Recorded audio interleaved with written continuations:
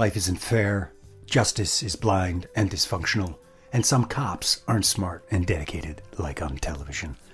This is Who Killed Teresa. We've written a big lump of story and music, and we'd like to play the whole thing for you tonight. I have some follow-up thoughts on the 1985 murder of Francine Da Sylva, but in order to get there, I need to revisit two other unsolved murders we've covered: the 1979 death of Nicole Gaudreault and the 1975 strangulation and incineration of Diane Thibeault. Solving for X involves bringing an unknown variable to one side, then seeing how other elements line up with that variable. And that's kind of what we're going to do here. Move and reconsider some variables.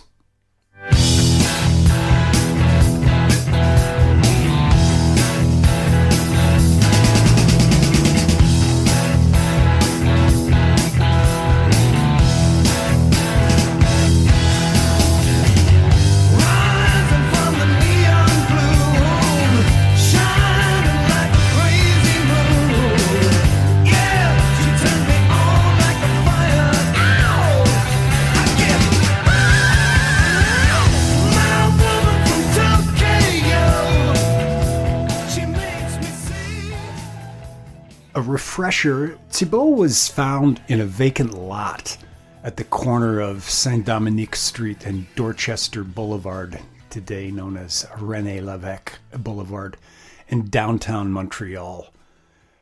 If the area that we're talking about, if you know Montreal, is kind of on the border of Chinatown, nestled between the Complexe Desjardins and Old Montreal. So that's where we're going right now. So this kid riding past on his bike at 4:30 in the morning, and he tells a story about why he was riding at 4:30 in the morning. His parents, I think, were recently separated, and he was kind of left to his own devices. So he's a 16-year-old kid named Jean Bresson.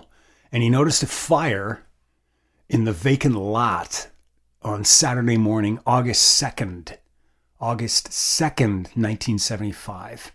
And when he approached the fire, which was in danger of igniting a nearby abandoned house, he saw legs. A person's legs, a body, and he immediately notified the police.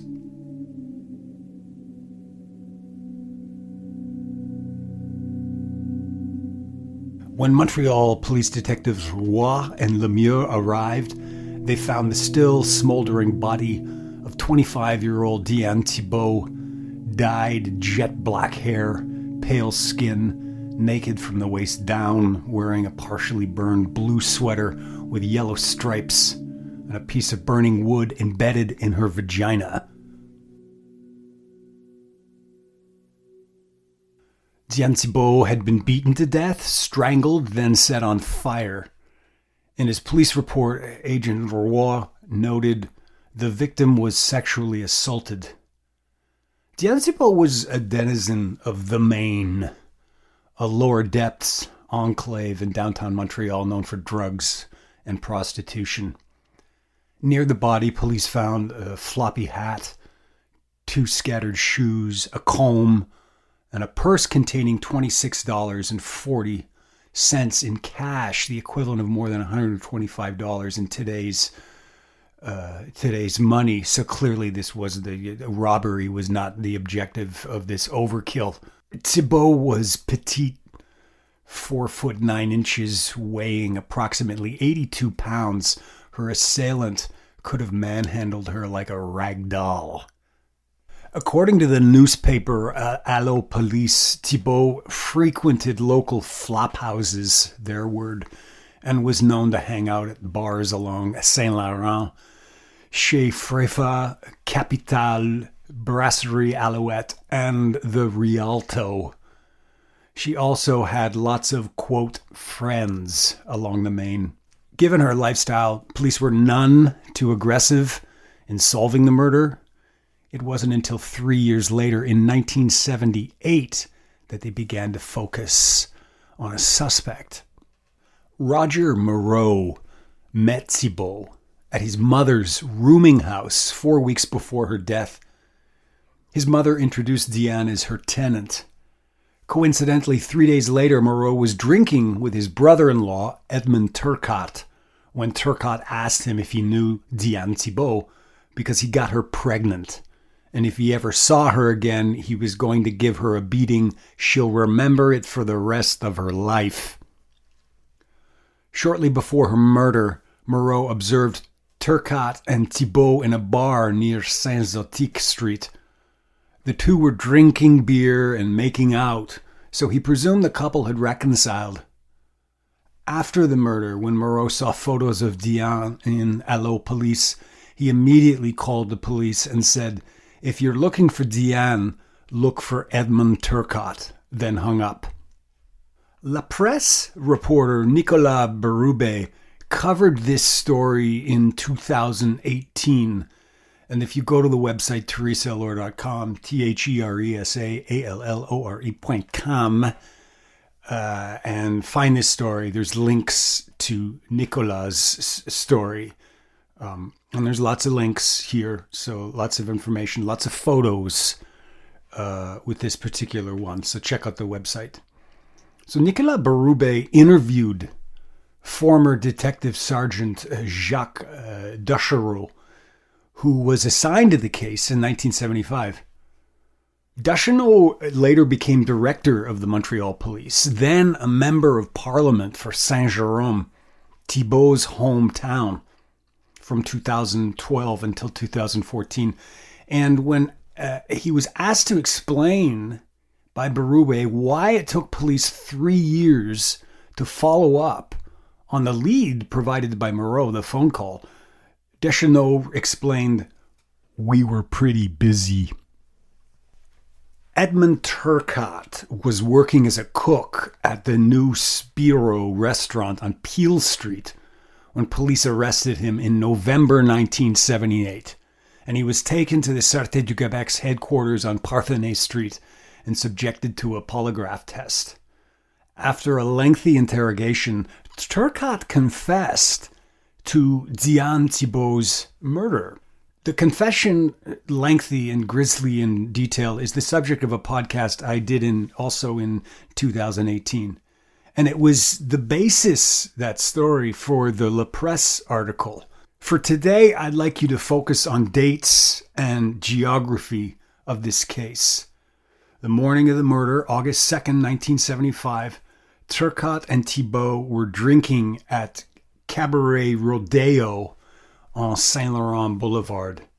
The Rodeo, also known as the Lodeo, is quite famous. It's where Quebec playwright Michel Tremblay set his play about Montreal's underbelly, St. Carmen of the Maine, in 1976. St. Carmen of the Maine is a play about a woman of this environment who travels to Nashville to learn how to yodel and sing country music, and returns to Montreal shortly thereafter, falls under the influence of a ne'er-do-well character named Toothpick. You can research to your heart's desire on Michel Tremblay and St. Carmen of the Maine. But the Lodeo is quite famous at the time. So after their drinking there, Thibeault and Turcotte moved to a rooming house near St. Catherine Street, where Turcotte beat, raped, and strangled Diane Thibeault. But he did not leave her there. He dragged her half dead to the vacant lot on Saint Dominique in Dorchester, where he set her on fire and he left her for dead. And there's a map for this. There's lots of maps this time around. I got a map coded for each of the victims. Thibeault is in blue. Gaudreault is in red. And Da Sylva finally is in green. And for Thibeault, there are like 3 plot points. I've located the Lodeo where the motel would have been, approximately on St. Catherine, and then finally that dump site at Boulevard René Lévesque and Saint Dominique, which would have been quite run down in that era in the 70s. Today, it's all built up, right? It's all in, what do you call it? Commercial and gentrified. As this case moved to trial, the police assumed because of the confession they had a slam dunk win on their hands. The coroner had ruled that, quote, Diane Thibeault died a violent death on August 2nd, 1975, death for which you, Edmund Turcotte, must be held criminally responsible. That's not the way things turned out. Turcotte went to trial in late November 1978. La Presse tells us that his lawyer was a defense attorney named Réal Charbonneau. That's sort of true. More on that later. Nicole Gaudreault spoke to Charbonneau in 2018 for his article. Incredibly, he was still practicing law. Charbonneau remembered the case and the, quote, incredible chance he experienced during the trial. The judge was André Biron, a good judge, but a young judge. Though he does not directly say it, Charbonneau clearly felt Biron could be easily manipulated. Charbonneau was permitted to introduce the testimony of a psychiatrist who suggested that Edmund Turcotte was, quote, slightly deficient mentally. In doing so, Biron became convinced that Turcotte's confession could not have been given voluntarily and would not admit the confession as evidence. Charbonneau offered this final cold assessment of the case's dismissal. That's it, life, huh? I do not think that the police put 8 investigators to find another accused after that. He was acquitted. He was acquitted. If it had been another judge who had not had that experience, he might have had a different attitude on the perception of facts. All this is chance. It is providence. The La Presse reporter Nicolas Gaudreault tried to track down Edmund Turcotte, who today would be 74 years of age, by following his police record. Turcotte's then most recent offense was from 1997, a charge of theft in Joliette, for which the decision was withdrawn. At the time, Turcotte had been living in nearby Saint-Julien. When Gaudreault visited his former residence, he found a well-kept mobile home and children's toys, but no Edmund Turcotte. I think I know why Gaudreault never found Edmund Turcotte. To understand that, you have to know a little bit more about Turcotte's attorney, Réal Charbonneau.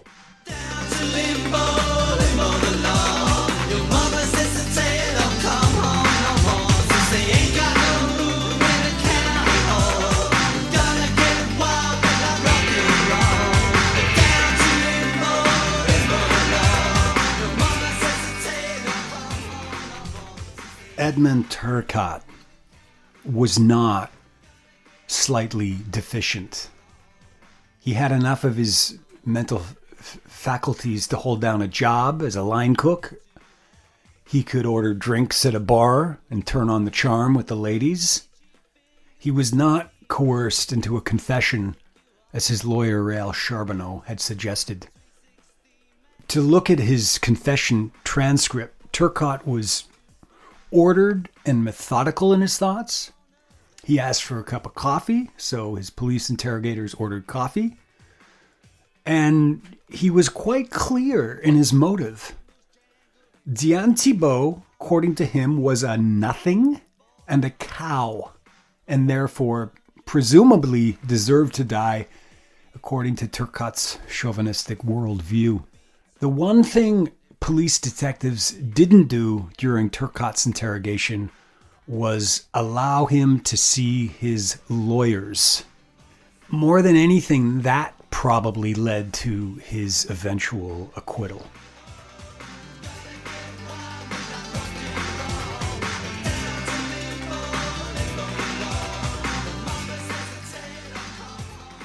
Réal Charbonneau's career as a Montreal defense attorney was colorful, to say the least. In 1980, he was charged with contempt of court for failing to show up in court to represent his client, a man accused of kidnapping and rape of a 13-year-old. Charbonneau alleged that the error was due to a mix-up between him and his legal associate, Frank Schuffy. Charbonneau and Schuffy often worked on cases together in this era. And in this case, Schuffy decided that Charbonneau would represent the case of the pedophile solo. The one problem was Schuffy had failed to notify Charbonneau that he had drawn the shortest straw in this affair. A word on Frank Schuffy, who we've talked about before numerous times. Like one of his best friends, Jean-Pierre Rancourt, who we've also talked about, Schuffy was known as a mob lawyer. Rancourt writes a glowing chapter about his legal counterpart in his autobiography, Les Confessions d'un Criminaliste. Less known for his work as a negotiator in the recovery of Brother Andre's heart, that's true, and we'll be here all day if we have to go down the rabbit hole of creepy Quebec Catholicism. Schuffy's more known for representing Montreal gangster Richard Blass, later gunned down by Quebec police for the murder of Italian mobster Paul Violi. On October 15th, 1985, Schuffy himself was murdered in the hallway outside his fifth-floor law office at 1030 Charrier, across from Parc La Fontaine in the Plateau. Remember my heating about dates and places.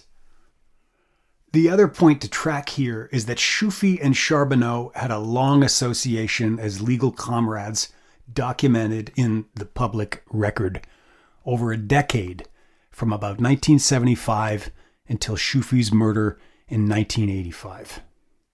By 1982, Réal Charbonneau was in trouble again when he was banned from a coroner's inquest by Roche-Herreau, then failed to show up for his court appearance on obstruction of justice charges. What exactly Charbonneau did in the coroner's inquest is unknown, but he was immediately the target of an arrest warrant. By 1984, the matter was settled, with Charbonneau ordered to contribute $5,000 towards a center for drug addicts. Remember when bikers' bodies started popping up in the St. Lawrence River in 1985? Charbonneau was in the middle of that too. Charbonneau represented Laurent Langlais-Viault and Guy Brutus Geffrion, both gunned down in a Hells Angels clubhouse, a purging incident that would become infamously known as the Lennoxville Massacre. Among Charbonneau's transgressions representing the Hells, he was accused of encouraging a client to sign a false affidavit about the bombing of an apartment building on de Maisonneuve Boulevard in 1984 that killed 4 people. In 1987, Charbonneau was sentenced to 18 months in prison in the case of that apartment bombing. He appealed, and in 1993 was granted a new trial. By 1997, Charbonneau was acquitted and never served a day behind bars. In 2003, Réal Charbonneau was in the news again, tossed from a Hells Angels mega-trial for repeatedly arguing with the judge. When he was called to trial for the contempt case, Charbonneau was again a no-show. The matter was finally sorted out in 2006. By this time, Alison Haynes doing the reporting for the Gazette. So we've passed decades. And Charbonneau was slapped with rebuke by the Quebec Bar Association.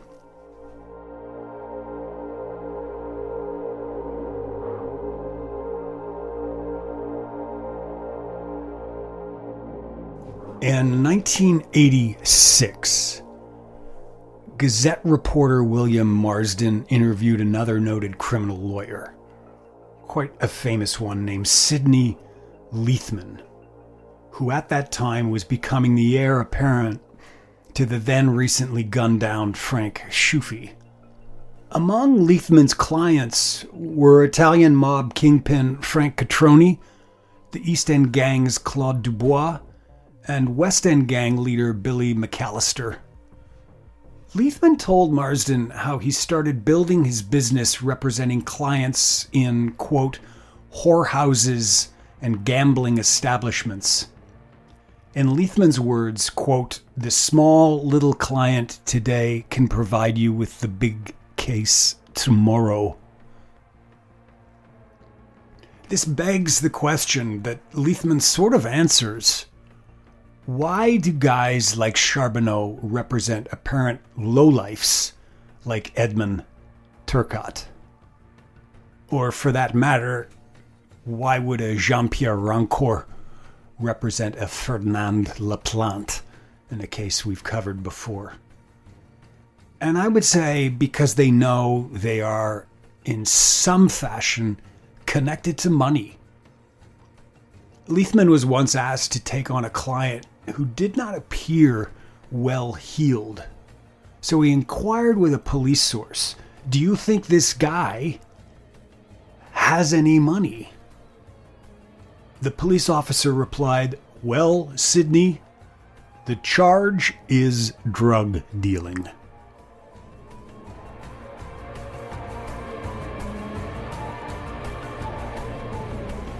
Charbonneau and Lethman were cut from the same cloth.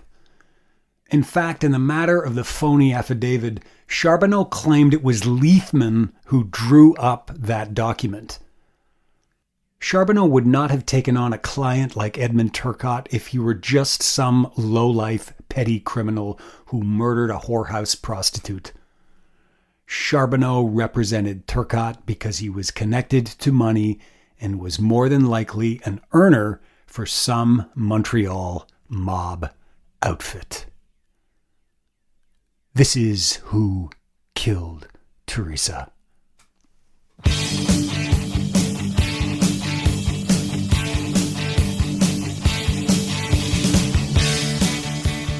So that's part one of a. We'll do a two-parter and call this Solving for X. And when we come back next time, which will be shortly, I won't make you wait 2 weeks or anything like that. We'll continue with this and go on to the cases of Nicole Gaudreault from 1979 and then ultimately Francine Da Sylva in 1985. If you like the podcast, you can follow us on social media.